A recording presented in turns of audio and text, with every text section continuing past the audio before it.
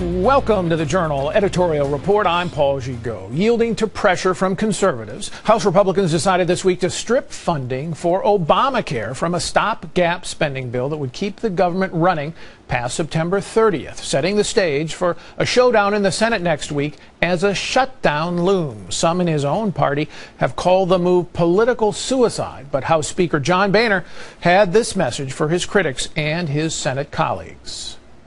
Obamacare is driving up the cost of health care. It's destroying millions of American jobs. It is a train wreck. It has to go. We've done everything humanly possible over the last 2.5 years to make our point, and we're going to continue to make our point. It's time for them to pick up the mantle and get the job done. Joining the panel this week, Wall Street Journal columnist and deputy editor Dan Henninger, Washington columnist Kim Strassel, and editorial board member Joe Rago. So, Kim, does this mean that the Ted Cruz Republicans, a senator from Texas who's been pushing this strategy, does this mean the House is now on board the Cruz train? Well, Senator Cruz has won this battle, although what he wins, we don't yet know.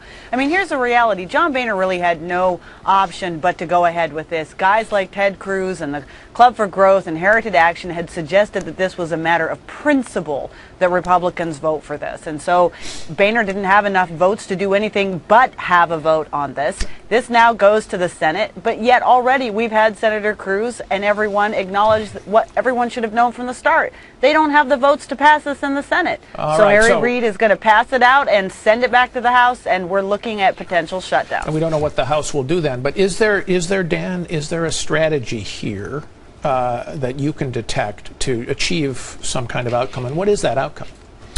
Well, the outcome presumably is to repeal or somehow overturn. Yeah, I know, but I've talked to these people privately, Dan. They don't think they're going to. Even Ted Cruz and Jim DeMint and these guys, they say, well, we're not going to be able to defund Obamacare. Well, Ted Cruz has said publicly that he thought he was going to generate some sort of grassroots uprising, right, the way people revolted against going to war in Syria, and they was going to do something similar here.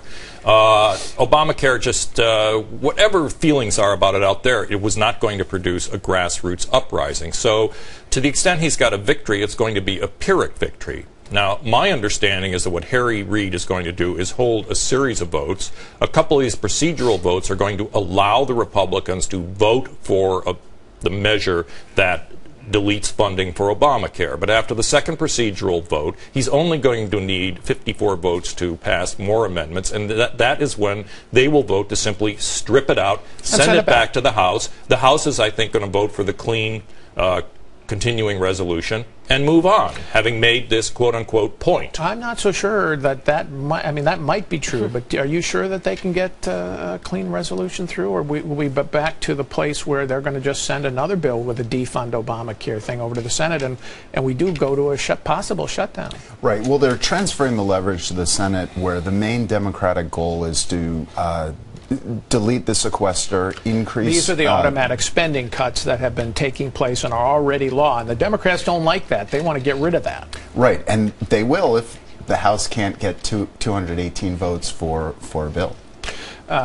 So what do you think is going to happen? Well, look, we're headed towards a shutdown. It's everything's getting folded into the increase in the debt ceiling, where it's a hostage Republicans can't shoot, so they're losing their leverage. And you know, the guys who are pushing this plan just do not have a rational endgame here.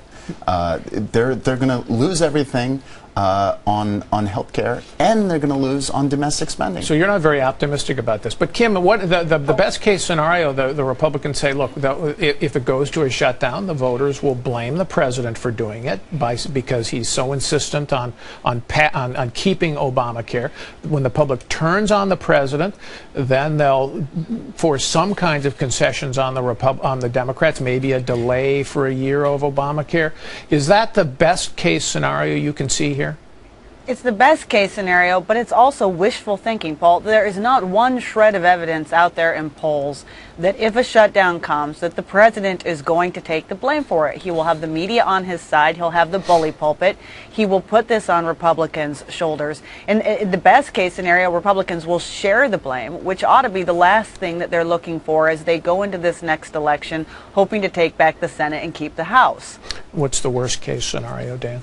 The worst case scenario is the shutdown, and then this tsunami of bad publicity washes over the Republicans. They have no strategy for dealing with that. Paul, I kind of doubt it's going to happen. Senator Mike Lee of Utah, who's associated with Cruz on this, has said shutdowns are bad. It's not worth shutting down the government over this bill. I think they're going to step back from the brink. From the brink. But if they don't, and some Republicans insist on that kind of a showdown, could they put the House majority in jeopardy? I think they can put the House majority at risk with this strategy. In 2014. Is that a possibility, Joe? I think so, and I think that's what President Obama wants to happen here. I think it's the only kind of disruptive event that could change the status quo. Go ahead, Kim. Yeah. Okay, well, no, there is one more possibility here. There is now talk about when Senator Reid sends this back to the House, stepping back from defund and instead putting something in this bill that might indeed give Republicans some leverage over Democrats. For instance, a provision that strips this special subsidy that the White House just decided to keep dispensing to congressional staff for their own health care. Democrats are very scared of something like that. They don't want to see that subsidy go away. Perhaps if you put that in a bill, it might increase Republicans' negotiating leverage in upcoming fights, like, for instance, over the debt ceiling, to get some changes in Obamacare. Interesting twist, Kim, and we'll be watching to see if that happens.